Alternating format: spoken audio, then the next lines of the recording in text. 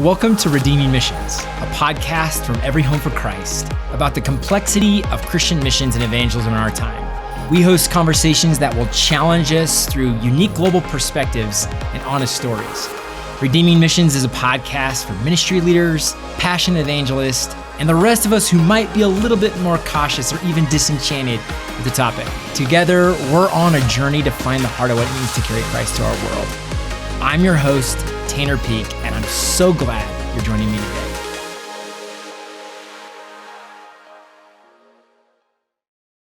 I'm so excited about the conversation that you're about to hear. It's between us and our good friends, the Asburys. A couple months back, we were able to travel out to their home near Nashville, Tennessee, and really just get to reunite with some people that we really love. Yeah, these are people and friends that we've done a lot of life with. We've known them through a lot of different seasons, and so this conversation ended up being a really honest, I felt like, honest conversation about how we bring our stories, even through art and music, in a really honest way. And the cool thing is this is getting released right around Christmas. You'll be hearing this at Christmas time. And I think it's really relevant to the Christmas story of the vulnerability and the honesty that the Christmas story really represents in our faith. This is a podcast that we hope inspires people to live faithfully the stories that the Lord has formed and fashioned for each and every individual. And so I hope that as you listen in on this, this conversation with old friends, that you walk away inspired. Hopefully you're laughing a little bit. Hopefully. Yeah, hopefully, and hopefully that it edifies you as you go. What if you could bring Jesus, the only true source of hope and peace, to families suffering amid conflict and disaster in the Middle East? You can. Ditch scrolling for ads this Cyber Monday and change someone's story. Matthew 5:14 says, "You are the light of the world." Today, overcome the darkness and be light by partnering with Every Home to send the love of Jesus and practical help to hurting people in the Middle East. Learn more at everyhome.org/belight. That's everyhome.org/BELIGHT.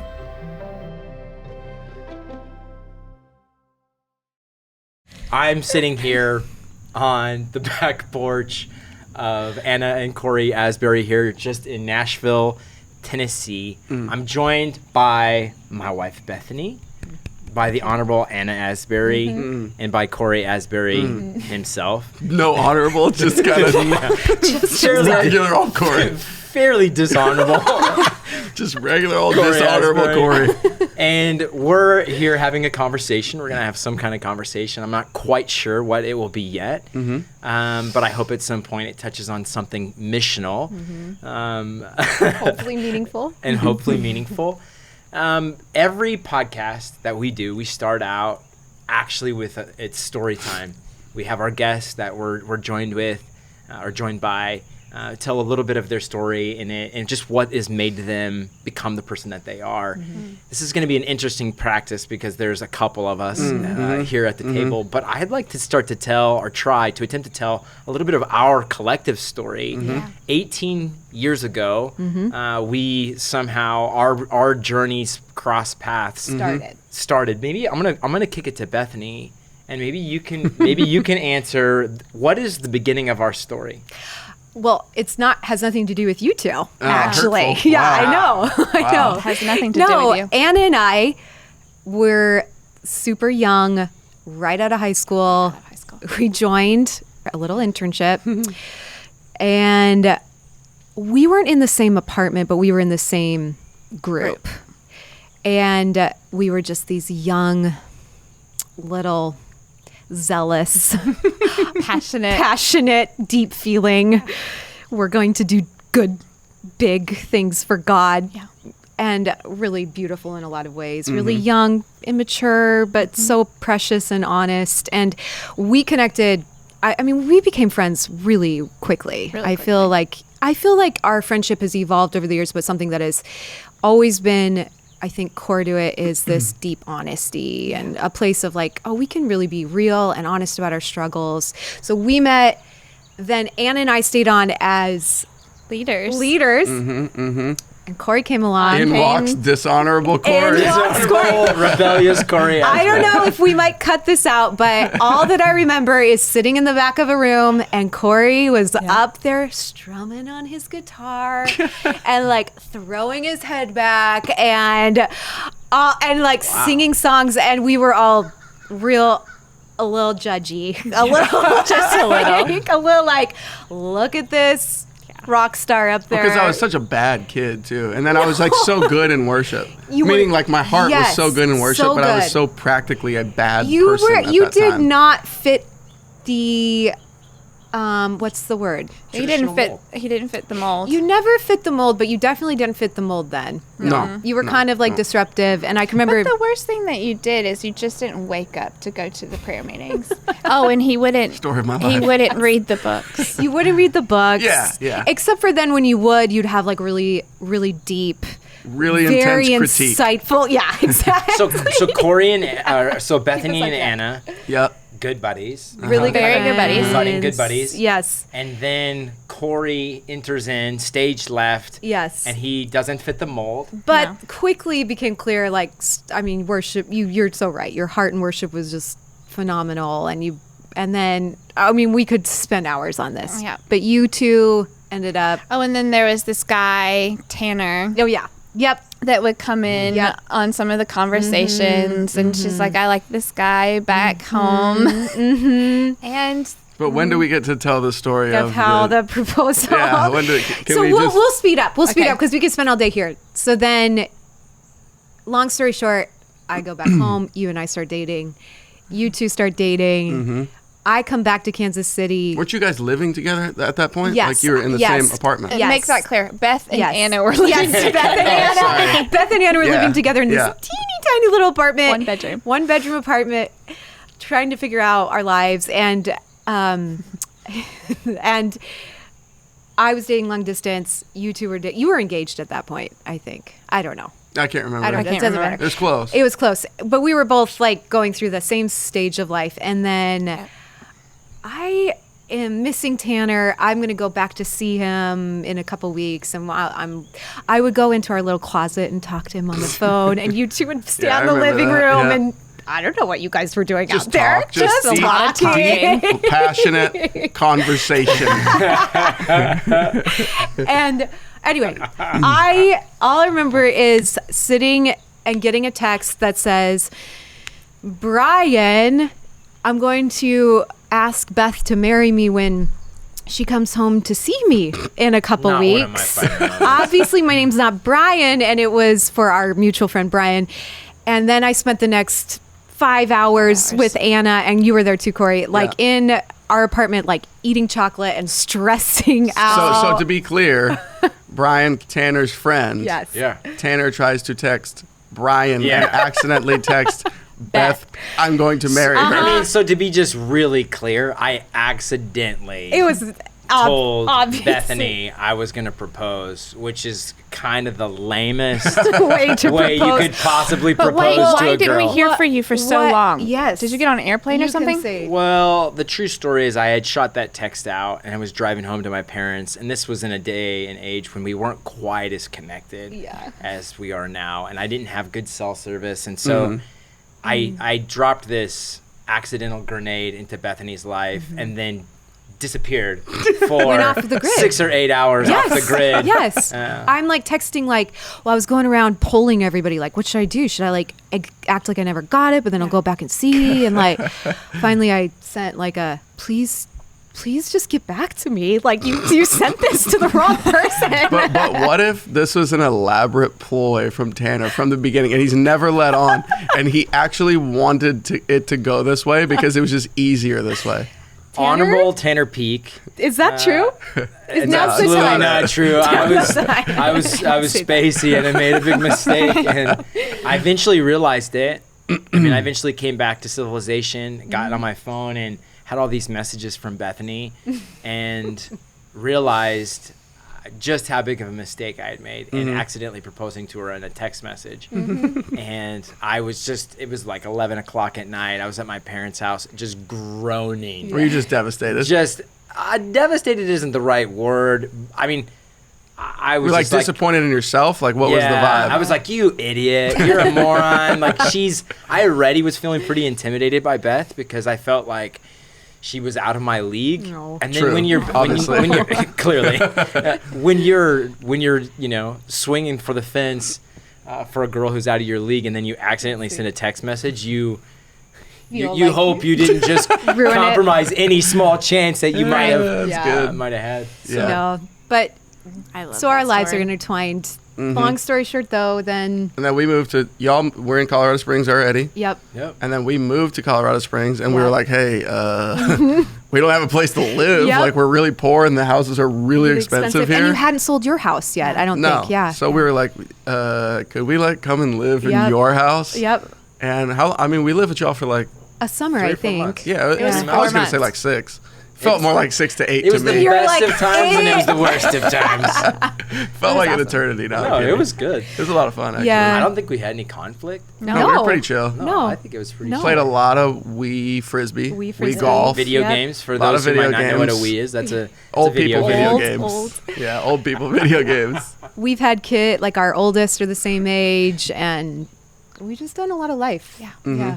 So here we are. Here we are. So as all that to say, for those who are listening, if they got anything out of that, We are friends. we are friends, and there's something to be said about Yes. sitting back, actually on your back porch right now. Does feel significant. It feels a little bit like you guys have had a lot of life journey, life experience. We've had our own life journey, life experience over the last years.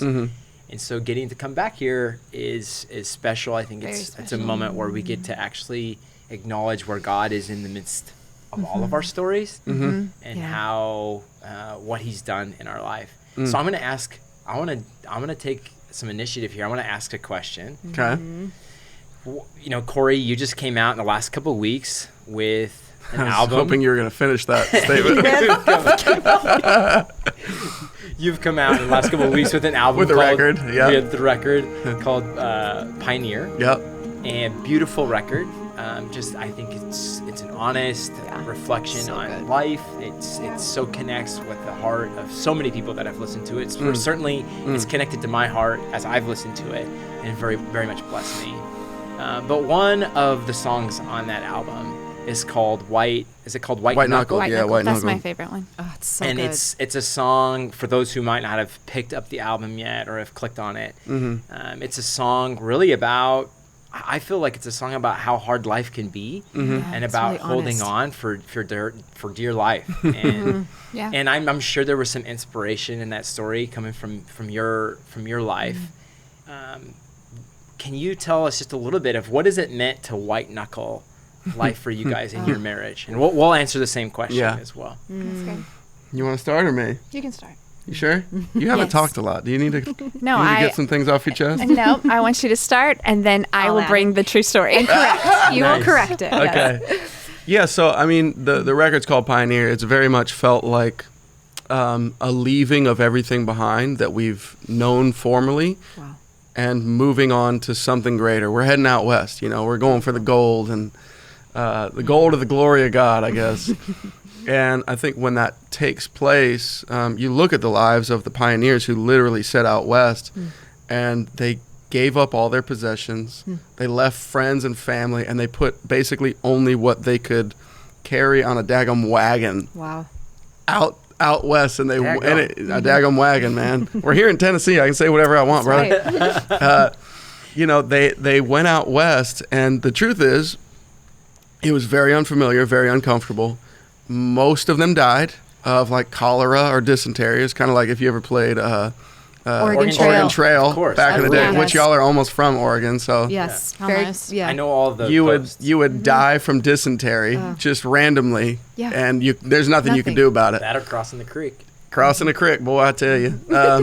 Yeah, so it's like our lives have felt like that for the past, not dying of dysentery, but Thank God. for the past We're very alive. couple of years, we set out from our sort of comfortable-ish lives in ministry, really. We've been full-time in ministry since we were, 18, 19 years old. Always on staff at a church, leading worship. There are things that are set in place that are comfortable, I guess, is a good way to say it. And we went, God, what are you doing right now? And he was kind of like, well, I want you to pursue music. And often with music, it feels like setting out onto an Oregon Trail, especially for us, for me. The Lord kind of finally called is probably a strong word, but allowed us to come to Nashville, Tennessee. We've been in full-time ministry since we were 18 years old. And I'm sure you guys are the exact same. Yeah.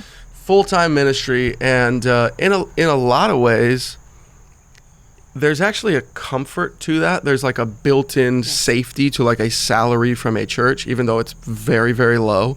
We never were rich from church. We barely kind of scraped by, but you're taken care of in a way. You've got a church family. You've got sort of a covering around you. And God was like, no, right now, I want you to pursue this music and this message that feels very different to you and what I'm doing through you.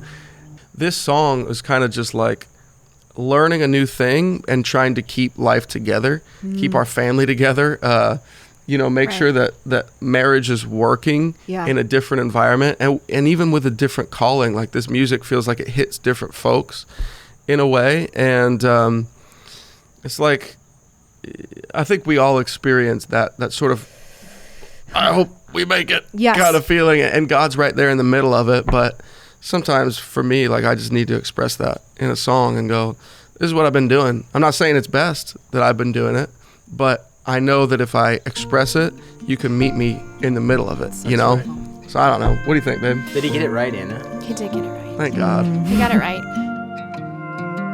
It scares me, but I ain't gonna leave.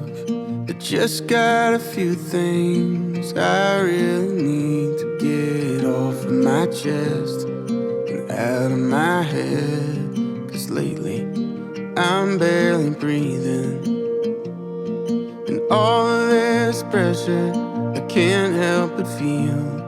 It probably won't end well if I don't get real. Everybody wants something, and then they want more. I can't shoulder it anymore. Been white knuckle just hanging on for dear life. Meanwhile the clock's like a thief in the night. Maybe tomorrow I'll finally decide to slow it all down while I still got time. I think Cory just does really well the job of putting to words what everyone's feeling. It's true. And a lot of times, most people don't want to talk about it or know how to talk about it or want to be vulnerable enough to say that. So he gets the job of pinning these songs that most people are feeling. Yeah. And he gives language to it. But I think that song has come out of a lot of white knuckling it through life. And just being honest about that. I mean, we have 4 kids, moving to a new place, trying to, at the end of the day, we just really want to make the Father proud.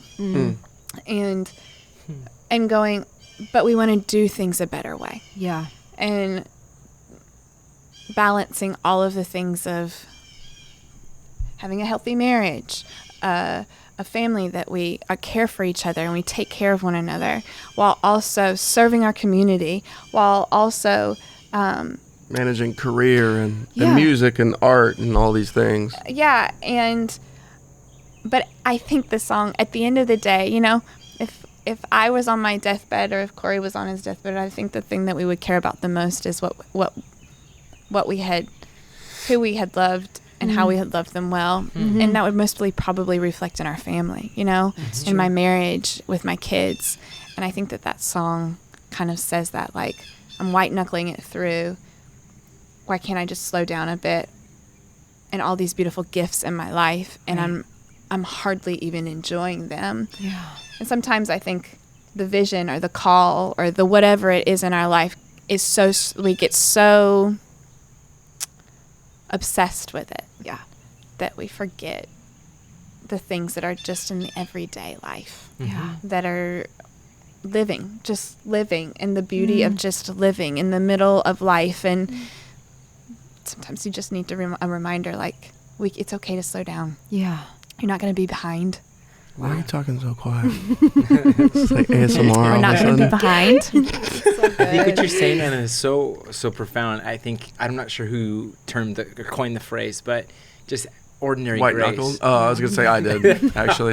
You look that up in Webster's. White knuckles? It was quite a while ago, but it was me. No, that idea of ordinary grace, finding God in the ordinary and slowing down and seeing that. Yeah. Even in the midst of really what feels like a rapidly spinning life and kids and paying the bills and making ends meet and being present to friends. All the real life stuff. All the real. Right. Anna and I, before we jumped on this podcast, we were just catching up. Well, you guys were doing something else, and we were talking about how it feels like. I can't remember exactly what the term is, but it's essentially like there's all these like genres or like books that are written about like your life. I think especially, I don't know if this is how you guys would feel about this, but I feel like especially for women or for mothers. Yes. It's this, especially in Christian writing, there's all these like writings that are like, it matters, your life matters when you're just at home or when you are just doing the dishes. And those are like, I'm really blessed by those writing those books, but I think that what I love about that song is it sort of names the like the honest struggle for that. That it feels really nice and great to be like, it matters. All these just really simple things of life are where it's actually really at. But so often we're either distracted by trying to just keep everything going or chase what we feel like is important. Or I think even all of us have our own story of being maybe raised with maybe well-intentioned, but the idea of you're going to do huge things for God and you have to be a part of that. And what I love about that song is it's just this deep, honest, but what actually matters is this. It's like God here right now in the middle of the pain, in the middle of, that's the only place we can meet with God. It's the only place. I think what's unique about marriage specifically, I would say the same thing about friendship, but marriage at a more concentrated level, is that in the midst of white knuckling, there's this companionship that you get in the context of marriage. I mean, Bethany and I, we've been married 16, 17 years. She just glared at me. 16 years. I couldn't remember. I was just making that up as I went. 16 years. We've been married for 16 years. And in marriage, you have ups and you have downs and you have seasons where you suffer together as a couple. You have your own, unique trials. And I think part of the ordinary grace is that we get the presence of one another in the midst of that. I mean, the question that I had asked was, what is white knuckling it meant in the context of our marriage, or like Bethany and I's marriage? And my answer to my own question would be, white knuckling it has meant, of course, suffering and pain and trying to keep up, but it's also meant some of the most glorious, presence of Christ through Bethany's presence with me in the midst of that, or giving of my presence to Bethany in the midst of that. And you could say the same thing in friendship. It's giving ourselves, even in the midst of these ups and downs. It's the giving of ourselves and the receiving of the other. And I think that really, I love that white knuckle song because of that. It just reminds me of just how hard life is, and how marriage isn't always easy. I think somebody who's gonna listen and tune into this podcast, if you're under the impression that marriage is super easy, man, I don't. Or that there's even like literally one person or one couple on the planet who has had it easy. Right. It just doesn't. I think exist. I think a lot of people, maybe you guys are really, to a certain degree, well known in a certain circle. Right. And I think people could look and be like, oh, life's going good, And I think what I love about these honest songs is it's like, actually, no, sometimes life is hard. Really doesn't go good. doesn't go good. Yeah. Yeah. Can He you say, dignifies those moments. Dignifies them. yeah, can you say something about what, Anna, your presence has, Cory's presence has meant to you in the midst of the journey, your Yeah. journey of marriage? What's it meant for him to be present with you in some of the most white-knuckled moments of your life? Yeah. Well, I mean, I was telling you guys earlier, after we had our fourth little girl, Willow, I hit postpartum depression and anxiety. Third little girl, fourth child. Yeah. Yeah. And I hit postpartum, thank you. Nice. Depression and anxiety, like at an all-time high. And I could not function. Yeah. My mom moved in, and every morning, I think for about an hour, I basically would just have to talk through life with Cory. And that lasted very intensely for about 2 years, and then another year of just getting better. But his presence in the middle of it, I mean, he was a rock for me. And I mean, literally through that time, I have so many core things that he taught me, actually. Like, it's okay to not be okay. Yeah. And he would tell me that over and over and over again. And I was not okay with not being okay, or people seeing me not okay. Yeah, that was a really big one. Like, I needed everyone to think I was okay, because if I wasn't okay, then all of these scriptures and all of these things that I had built so much of my life on, how could they be true if I was not okay? Right. And so there was just a lot of unraveling happening. And he was a rock, and knew it was just honestly the consistency of being faithfully there over and over, day after day. And while I'm white knuckling through, and I'm sure he was as well, but in a different way. Yeah.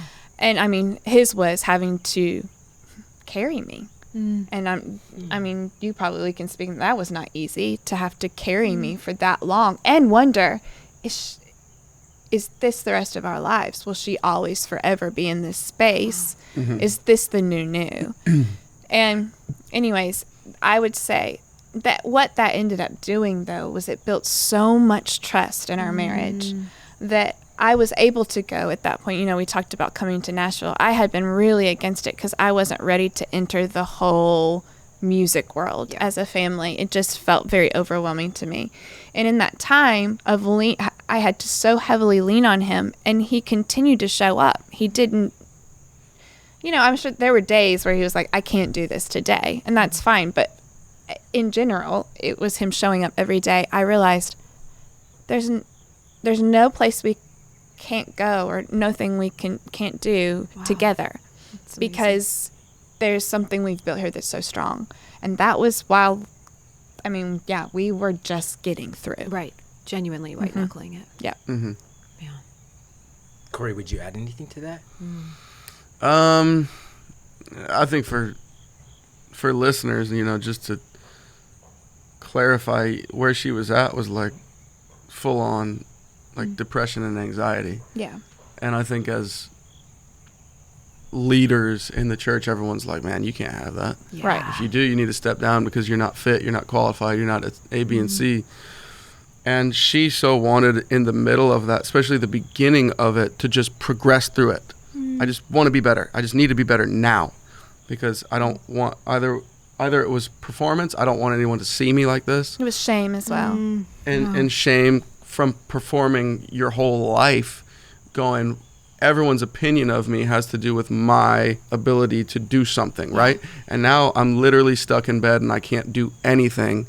And I'm sitting there saying to her, to all the listeners, like, it's okay. So good. You don't have to do anything today. And if you don't get better for 8 months, 12 months, 16 months, 24 months, that's okay. Yeah. Jesus still likes you. Yeah. He's still with you. He's still working in you. And you still matter. And I think when people experience things like that, they want so badly to move through it, to feel like I conquered that, I beat that. And I think it's counterintuitive, but to conquer that, you must surrender to it. Yeah.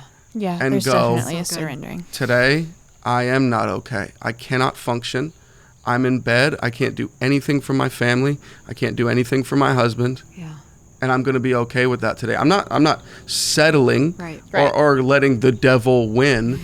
However, I'm surrendering and going, Jesus, you know what you're doing. I'm here. I'm asking you to heal me. But today, this is where I'm at.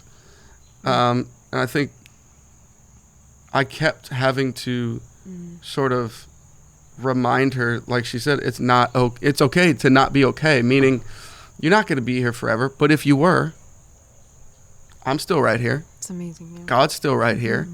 I don't know. So I guess for listeners, like that, it's real, that happens, and your monitoring your own spiritual growth in the middle of that is massively unhelpful. Yes. Because That's you're a huge- constantly assessing how well you're doing Yes. in a season where you need to just go, I am not doing well. Yeah. End of story.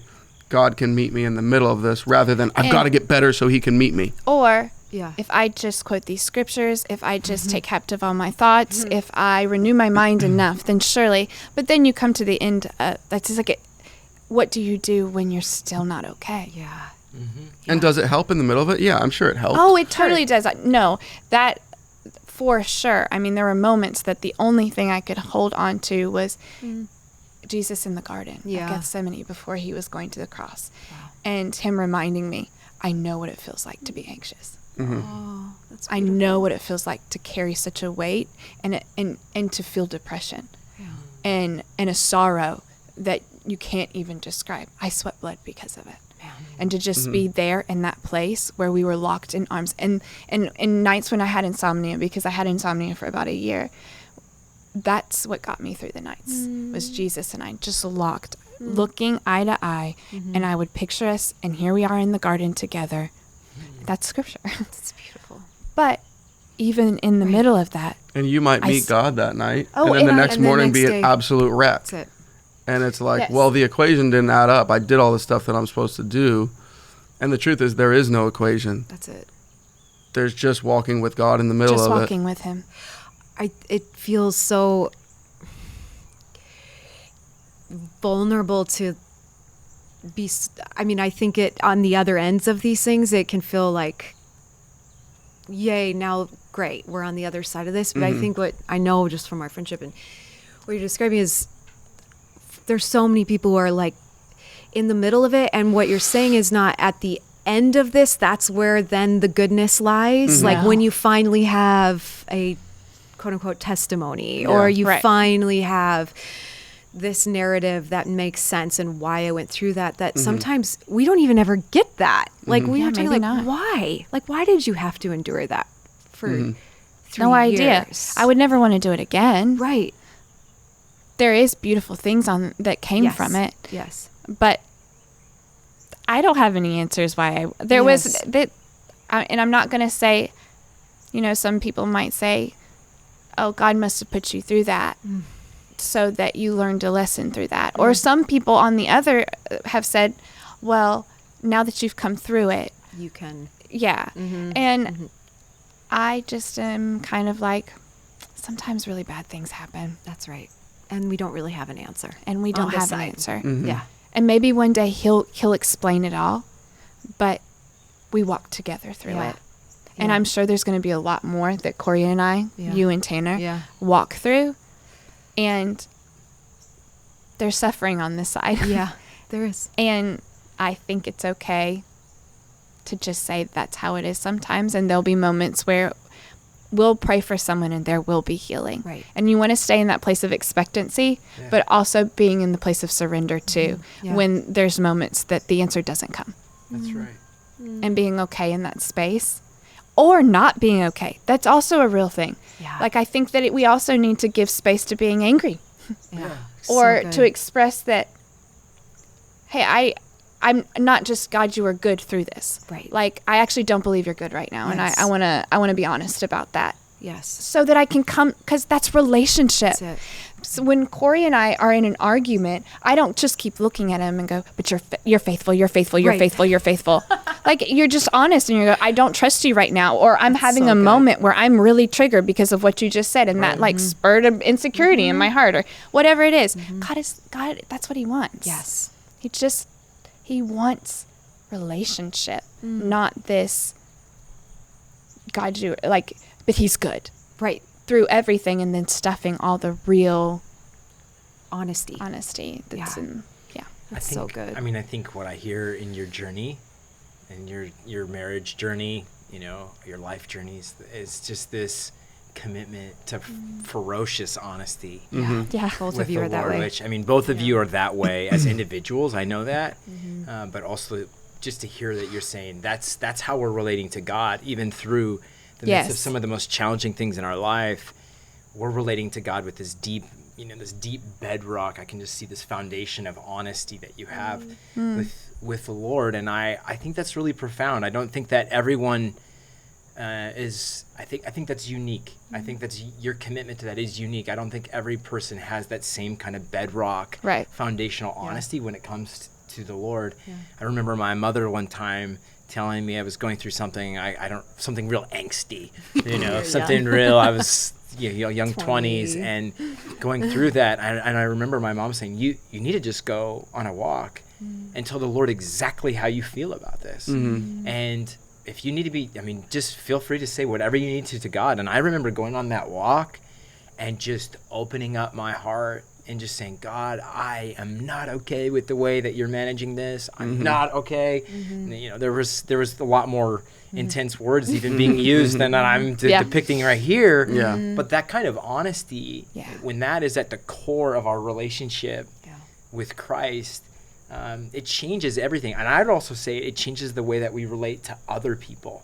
When I know I can be honest with God that way, I'm not as intimidated by somebody else's anxiety or their depression. And I think sometimes I'd like to hear maybe from Bethany about that, about how sometimes, when we're not honest with God, we tend to not be able to handle other people's honest realities as well. Can you speak to that? Oh, I've so many thoughts, and I want to ask a question on the honest songs and what that's important. So I want to say that so I don't forget. But before I do that, I think that I know this so personally because I think in my temperament, I have for so many years felt like to be truly honest would mean disconnection from maybe a faith community or from, if there's sort of, and I'm not putting that on anybody. I think that's kind of how I came into the world and lots behind that. But there's sort of this sense of you can be honest to a point and then you got to just hide it, stuff it, hide it really. And I got super good at hiding it from myself, really good at Suppressing. Really suppressing. And I think it probably shows up for people in different ways. I'll just speak to my experience. When I'm doing that, I'm not being honest with myself, and in turn, I think to be honest with God, we have to start with honesty with ourselves. You can't, you have to start with, I'm actually feeling this in my body. I'm actually feeling this in my gut right now. And then the expression can come, but I think until we're actually aware of our own selves, it doesn't happen. And for me, that meant that I would, and you know this, I'll check out. I'll just check out. I'll show up maybe physically, but I won't show up with authentic presence. I won't show up because it's not because I don't love the person or it's not because I don't care. I can't because I can only bring who I am. And if I'm not being honest about myself, I can't bring myself. And so, and I'm not saying that, I know that can get messy, and I know that there's not always safety to be honest in in all circumstances, certainly not with everybody. Right. But to start at that core place of, I have to start with where I'm actually at. That's the only place God's not asking me to bring anything. He's not going to meet me in any other place than who I actually am. I think it was like Thomas Keating or something that said, like, he's so committed to not relating to our ego, like to our false self. He's so committed to not. So sometimes when we feel like a lack of presence, it's sometimes that we're just adamant about relating to God only through our false self. And he's like, that's not you. I won't, I'm happy to meet you when you are actually coming, you know? So I think, for me, it's looked like it's hard to, even carry Christ to anybody authentically when I'm not in touch with the honest place of being with God. That's a really profound statement. It is. You just made that it's very difficult to carry Christ to others when it's not originating from a point of your true self, your true, honest before God. That's so good. Place. And I think, this is a missions podcast by and large.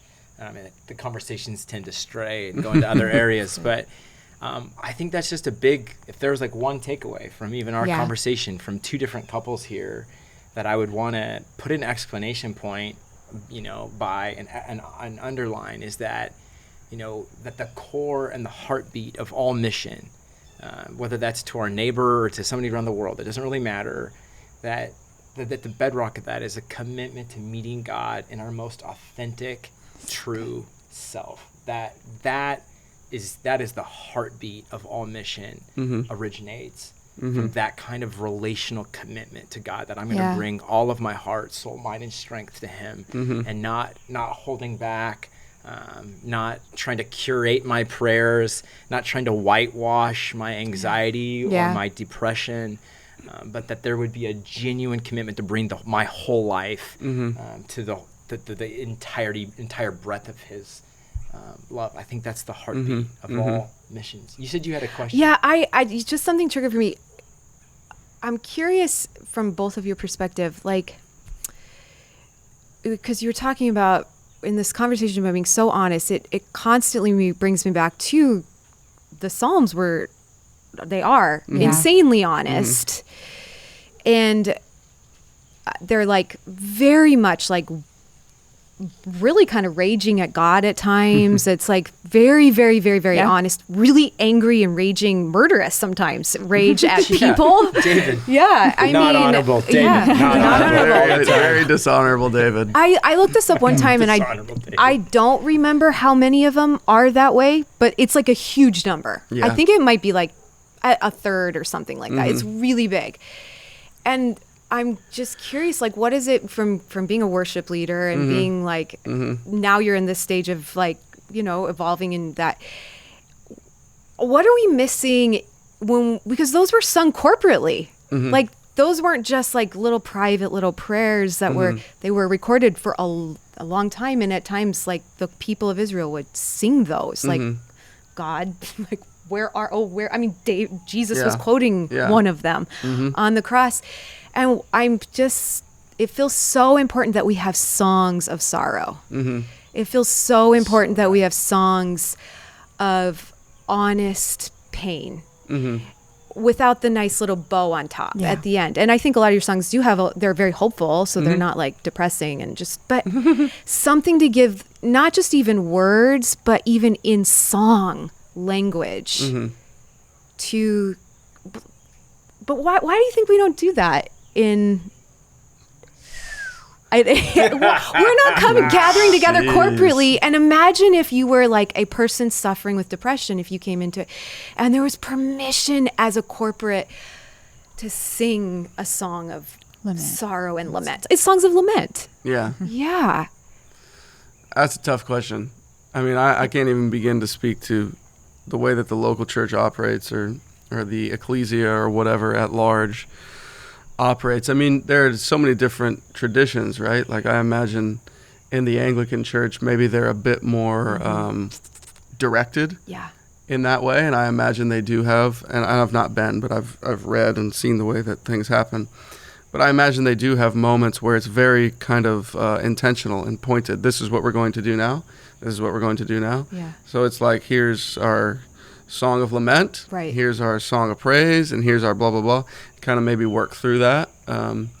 maybe a bit more like you're saying. Right. But I mean, on the local church level, for the most part, like the regular old kind of non-denom, whatever we call it nowadays, it's kind of the way I grew up. You go and you sing Holy, Holy, Holy. And that's kind of the vibe, which I love because God is holy. And someone said thrice holy the other day, which I thought was very not cool. You know, but I did. I was like, that's such a... So, yeah, I won't talk about that.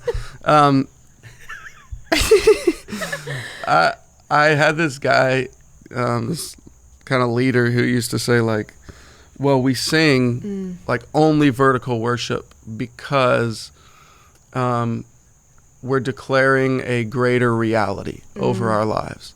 And I understand that. Yeah. I do in concept. But here's the thing. A lot of people show up to church. They don't have the inner strength, the inner fortitude to do that. No. They're not in that place. Right.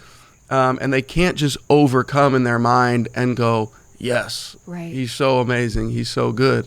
Like they're coming from a really dire, desperate space. And I liken it, or I imagine it's like David, Yeah. who's like a hero of mine. Like, Yeah. the Psalms are amazing.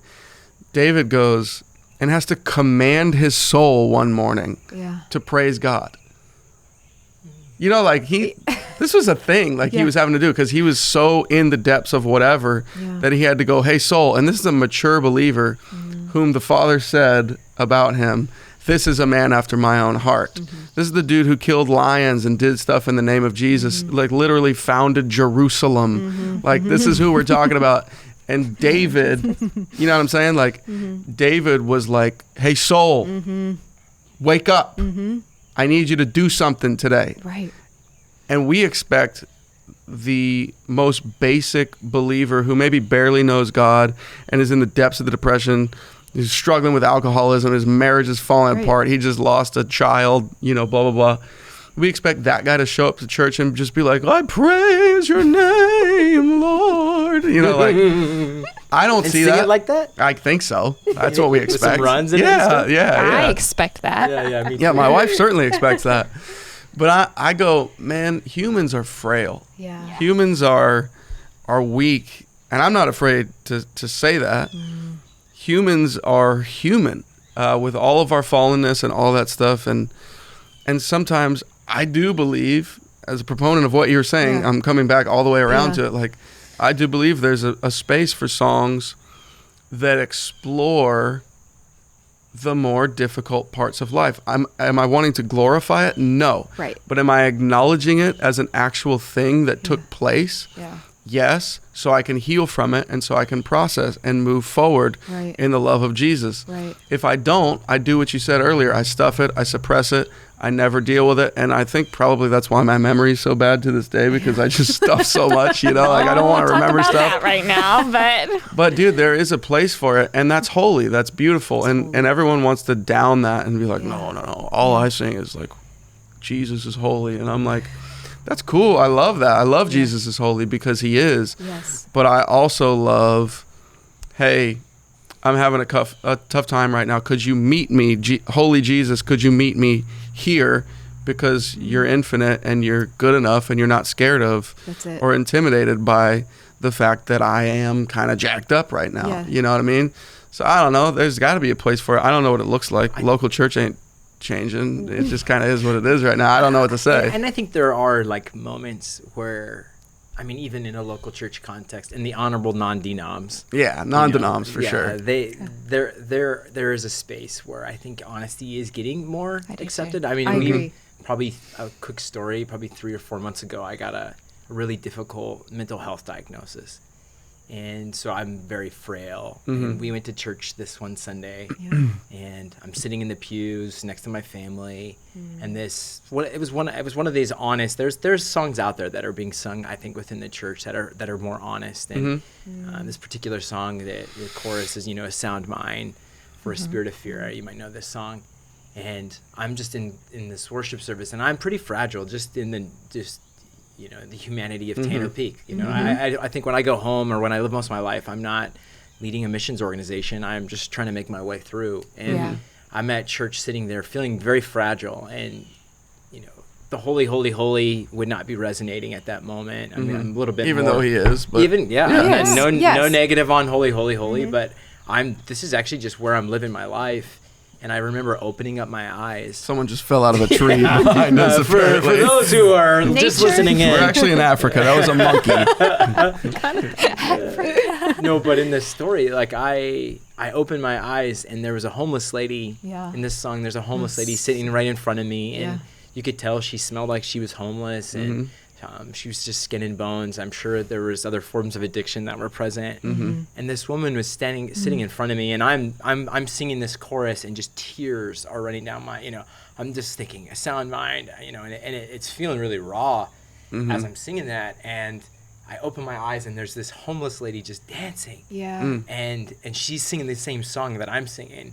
And this is a homeless lady that She was like, oh, it was beautiful. it was so beautiful. And I'm not going to be able to, Yeah. for someone who's listening to this or even watching this, to be able to depict what the kind of emotion was there. But I think there's something about our hearts that want to meet God at our, we want God to be holy, holy, holy. That's not the issue. They're not mutually exclusive. Yeah, It's not, it's I'm not not an saying we either only or. sing one kind of song. It's not an either or. I think the emergence, and I think your CD is your CD, your record, Your cassette tape. your cassette tape. That I think your 8-truck's really good, I'm buddy. so sorry. I'll figure out the right vernacular. But I still haven't figured it out. your album that you just released, which is more of an honest, Yeah. and there's a lot of lament, and there's a lot of honesty in it. I think what is refreshing about that is it's like we're getting a hymnal for some of the pain that we're experiencing in our life. There's 300, the World Health Organization just released a statistic. There's over 350 million people on the planet with an anxiety disorder. 350 million people. That's bigger than the population of the United States that are at a level of disorder. Meaning it's not just like low-grade anxiety. This is like where it would be classified as a disorder. So we need songs that 350 million people can actually sing. There's over 280 million people diagnosed as having a depression disorder, a depressive disorder. I mean, that we need songs that 280 million depressed billion, people. right? Yeah, it gives language. It gives those language. those are just two mental health disorders. But I feel like I feel passionate about the topic of, when we bring honesty before God, God meets us in that place. Exactly. Yeah. And when worship, musicians and songwriters provide the vehicle through these honest songs, it feels like it just ushers in health into the body. It doesn't usher in a lack of faith. Yeah. Which I think is the fear. I think the fear is that if we acknowledge that a big portion of the church today is on antidepressants. Yeah. If we acknowledge that, I think a lot of the churches are terrified that it's going to undermine our statements of faith and our creeds. And it's that's like not true. apologetics for God. Like we feel like we have to defend him. Like, no, wait. If someone says they have anxiety, then that's a strike against God's character. And I'm like, no, that's just the fallenness of this side of eternity. Like he kind of probably calculated that this was going to happen. Like he probably knew. We don't need to We also play break our advocate. elbow. Right. Yeah, You know what I mean? Like it's life. It happens. It's our body. Yeah, we don't have to defend God. It's so good. He can probably do it himself. Yeah. and I don't think it. Again, I think that the fear is if we acknowledge this stuff, that our faith would somehow be compromised. Right. And my experience, and the I would say the opposite. experience with me and this homeless lady, our faith wasn't compromised. It was actually enriched and deepened. I'm singing the honest. But singing an honest song about a prayer, Lord, for a sound mind. Give me a sound mind. She had her hands on. I remember head she had is her so hands on her precious. head, and she's singing a sound mind for a spirit of fear. And it wasn't this like I have this. It was just like it wasn't this, I'm already here. It was a ache, like the ache of the human heart. Like I long for a sound mind. Wow. And that honesty of just joining our hearts together. It was really, I know exactly what you're talking about. Yeah. Yeah. Hey, so this podcast, I'm going to ask one more question. We're at time, but this podcast is going to be released really leading up into the Christmas season. And I think for all of us, we all are aware that And what we're celebrating is the arrival of light into darkness. Christ, the light of the world, taking on human flesh as a baby, being born in a humble place. It's God meeting us exactly where we are. I want to maybe I'll ask the girls if you would both say, someone who's listening to this, maybe they've done their Christmas shopping, maybe they have not. But what would you want to leave them? What message would you want to leave them with as they go into this time that is just unique? It's a unique time of our year. How would you, what would be words, honest words, I guess, since we're being honest, from your stories, what would be some honest words that you would want to leave with our listeners? Beth? I feel like thinking about Christmas time, I'm just thinking about, I'll just speak from what I probably will want to hear myself or hear somebody say to me. Good. Yeah, in this time, because I don't know where everybody's at. And I am so drawn to even just the rhythms of the church calendar, and I don't follow them very well, but just that beauty of the rhythm of the season of Advent. And I think, of course, as a mom, who works and does all the things, it's so easy to just get caught up into all of the exhaustion of the season and do exactly what we had just talked about, which is become separated from my honest state. Yes. And I don't know how many times I've hit Christmas Day or Christmas time, and with all the intentions of like, I would love to sit with some Advent, devotional or prayers or something. And so I think I'm just not going to say to do that, because I do that if that's where your heart is leading. But what I would say is make some space for honesty right in the middle of this Advent season, to be present with the story of Christ coming and what that really, really meant to be born into immense suffering, like immense. It wasn't just that he suffered on the cross, like he was born into dire poverty and to a mother that was deeply shamed by her culture and her society, and from a system where it followed him his whole life, and in a totally oppressed, marginalized people group, and in a time when all of the promises, quote unquote, promises of God felt far off to the people he was born into. And I think the story of Advent is so deeply hopeful, but it's so raw and it's so bloody, literally. I mean, we've had babies and it is not pretty and it is not sweet and gentle, and it's blood and sweat and tears. And so maybe have just the permission to sit with the honesty of the season and what that means for Christ being present to you. Beautiful. That's so good. I would say, and then in that, as you're sitting there with the emotions that come up, give yourself space to feel. Good. And be okay if it's not a good feeling. Good. Yeah. And allow this season of Advent, give yourself space to just not be okay, maybe for the first time in your life, and not have it all together. Maybe every kid doesn't have the most amazing present, but you're present. Yeah. And I know that when this season comes around, there is a lot of pressure on parents, on mothers, and to make everything perfect. Yeah, it's true.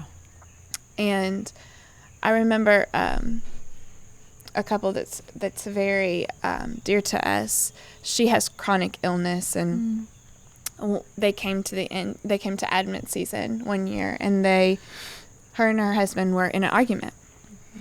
And the daughter goes, "Can't we just have one normal Christmas for once in our lives?" Wow. And the mom, you're a friend, she looked at her and she goes, "This is normal. That's so good.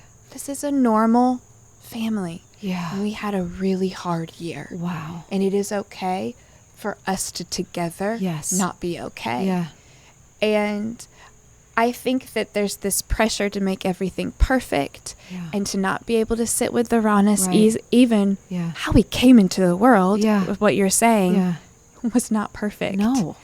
And to do that. So beautiful. And to give permission as a family, even to maybe even dialogue. Yes. Like, what were the beautiful things, but even what were some of these hard things that we went through this year? How do you feel about that? That's so good. And then be together. Mm-hmm. And So be good. Christ to one another in it. Be That's Christ so to one another. beautiful. That's so beautiful. Yeah. Amen. Well, Amen. My denomination says amen. So, if that's okay with y'all. You're non-denominational. you guys, it's- Non-denom. yeah, Amen. honorable non-denom. That's a new whole level of non-denom. We just started a church. Welcome. The non-denoms. Yeah. We went from like so Very, very artsy, sober. very sober to like immediately to like guys. That's life. Yeah, that That's is life. That is I life. appreciate you guys taking time, letting us sit on your back porch. Mm-hmm. Despite Falling the fallen monkeys and monkeys. Despite everything, and just taking the time to have this conversation. I know Bethany and I are grateful. So I'm grateful for your journey. I'm really grateful that you're willing to be honest and vulnerable with it. I think it will impact so many people. And so just thank you for everything. Absolutely. Yeah, Thanks for love being you here. guys. Love it. Amen. Amen. Thank you for joining us today on the Redeeming Missions podcast. If you like what you heard, we encourage you to visit everyhome.org/redeemingmissions to find all past episodes and learn more about supporting the efforts of Every Home to carry Christ to everyone, everywhere, in every generation. Echoing the prayer of St. Patrick, Christ with us, Christ before us, Christ behind us, Christ in us. Let us carry Christ to our world. Until next time.